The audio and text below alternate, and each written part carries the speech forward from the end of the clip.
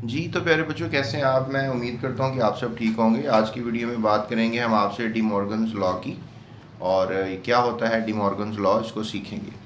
इसको समझने के लिए थोड़ा सा आपको टाइम देना पड़ेगा ताकि आप जो है डी मॉर्गन्स लॉ प्रॉपरली समझ लें। देखें, हम बात करें अगर डी मॉर्गन की, तो डी मॉर्गन जो है इसका नाम अगस्तस डी मॉर्गन था। ये 1806 से 1871 तक ज़मीन पर रहा। तो बच्चों, इसको समझने के लिए डी मॉर्गन्स लॉ को आपको दो क्वेश्चन जो है हम करवाते हैं ताकि आपको डी मॉर्गन्स लॉ जो है वो समझ में आ जाए। जैसे आपको नज़र आ रहा है कि यहाँ पर क्वेश्चन है कि ए यूनियन बी जो है उसका कॉम्प्लीमेंट लेना है आपने। इसके अलावा बी इंटरसेक्शन बी। अब यहाँ पे देखें, ए का कॉम्प्लीमेंट अलहदा लिया जाएगा और बी का कॉम्प्लीमेंट अलहदा लिएगा, फिर उसका जो इंटरसेक्शन लिया जाएगा। इस तरह से एक और क्वेश्चन है जो हम इसको सॉर्ट आउट करेंगे। अब वेरीफाई डी मॉर्गन्स लॉ। अब यहाँ पे u की वैल्यू सबको ही पता होती है। यूनिवर्सल सेट की वैल्यू जो है इट कंटिन्यूज 1 2 3 ऑनवर्ड, और यहाँ पर a की वैल्यू जो है वो दी हुई है, that is something like 2 4 and 6। और इसी तरह b की वैल्यू जो है वो दी हुई है 1 2 3 4 5 6 एंड 7। तो अब हमने लेट से दैट की यूनियन लेना है a और b का, तो इन दोनों का यूनियन लेंगे, राइट।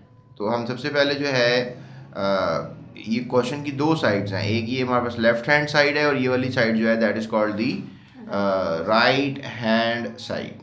तो हम पहले कौन सा साइड ले लेंगे? लेफ्ट हैंड साइड जो है वो ले लेंगे। तो ये हमारे पास जो है लेफ्ट हैंड साइड है, इसमें ए यूनियन बी जो है उसका हमने क्या लेना है? कॉम्प्लीमेंट लेना है। अब यहाँ पर ए यूनियन बी जो है हम सबसे पहले लेंगे। ए आपको पता है कि हमारे पास ये ऑलरेडी वैल्यू गिवन है और बी की वैल्यू भी ऑलरेडी गिवन है। इन दोनों का यूनियन, ए लिख लेंगे, बी यूनियन का निशान बनाएंगे, बी लिख लेंगे। उसके बाद हम इनका क्या ले लेंगे? यूनियन ले लेंगे। अब यूनियन में देखें क्या हुआ, अगर दो जो है टू जो है वो 2 टाइम्स लिखा हुआ है, उसको मैंने 1 टाइम ही लिख लिया। यूनियन का मतलब होता है एक दफ़ा लिख लेना।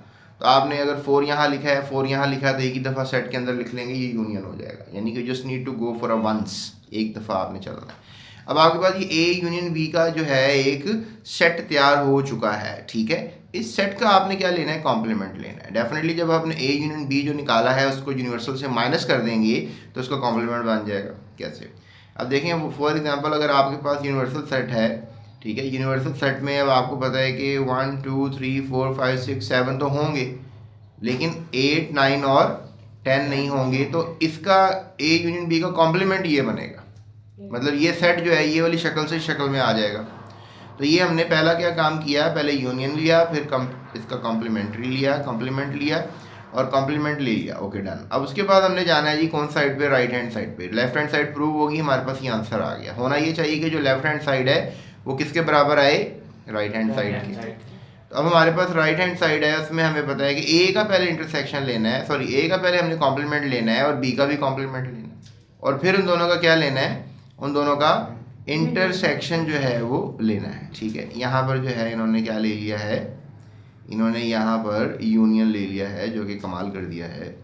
मैं आगे भी देख लूँ, हाँ ये कमाल कर दिया है इन्होंने। तो लिहाजा ये इंटरसेक्शन लेना है। ये इसको आप ज़रा साइन को उल्टा कर लें, ये टाइपिंग करते हुए ज़रा थोड़ी सी नींद आ गई थी।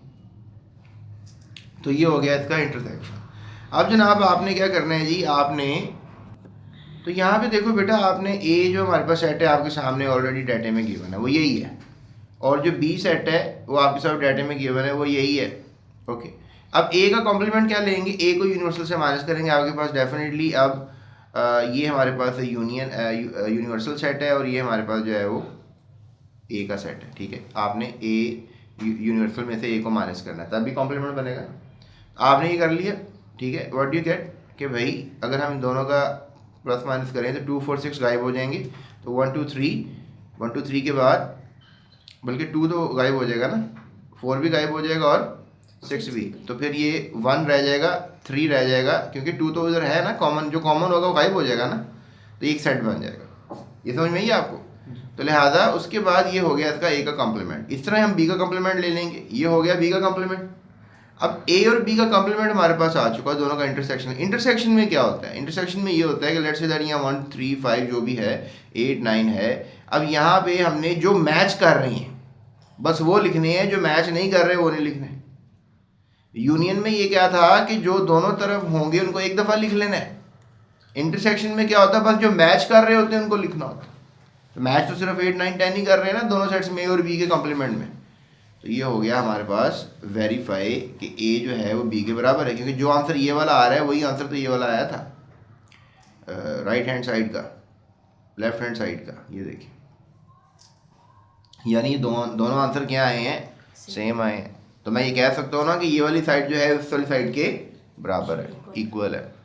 तो ये बात प्यारे बच्चों आप सब बच्चों को पता होनी चाहिए, ठीक है। अगर आप कह रहे हैं कि that's very nice sir, is there any other way कि हम इस क्वेश्चन को सॉर्ट आउट करें, तो मैं कहूँगा हाँ हमारे पास एक और क्वेश्चन है जो हम ले सकते हैं।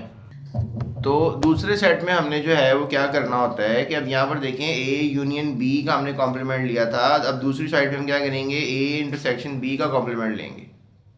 यहाँ पर हमने क्या किया था, A complement intersection B complement लिया था, यहाँ पे क्या करेंगे, A complement union B complement. ये मतलब यहाँ पे जो चीज़ें हो रही हैं यहाँ पे उल्टी हो रही हैं। अब उसको भी जो है हम क्या करेंगे, प्रूव करेंगे प्यारे बच्चों। और अब आपको लेना तो आ गया कॉम्प्लीमेंट, यूनियन और व्हाटएवर इंटरसेक्शन, ये सब लेना आ गया आपको। तो आप पहले कौन साइड लोगे, लेफ्ट हैंड साइड। तो उसका आंसर क्या आया प्यारे बच्चों, ये आया। आप राइट हैंड साइड लेंगे तो उसका आंसर क्या आया, इसका आंसर ये आया।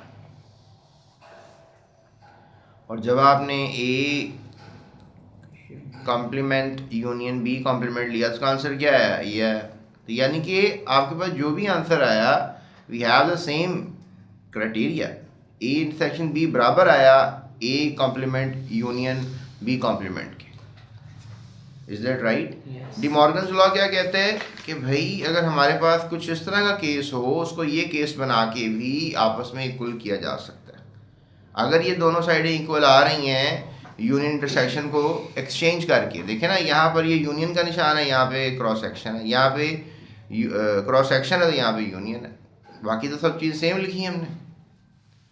तो दोनों का अगर आंसर वेरीफाई हो जाता है तो हमने प्रूव कर दिया है डी मॉर्गन्स लॉ।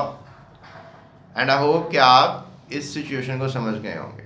अब आप शायद नहीं भूलेंगे कि डी मॉर्गन्स लॉ क्या है। It's a game of intersections and unions, right.